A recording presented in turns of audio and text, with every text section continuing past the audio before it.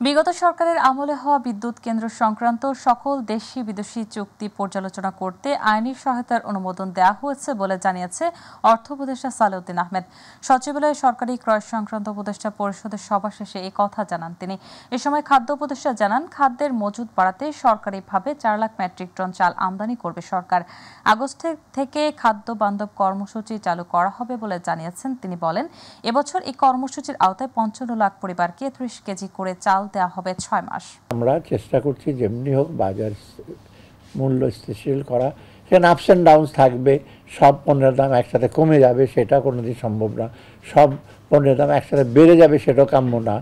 অতএব এই দিক দিয়ে আমরা একটু সজাগ আছি। 3,76,000 মেট্রিক টন, 3.5 লাখ মেট্রিক টনের জন্য টার্গেট ছিল।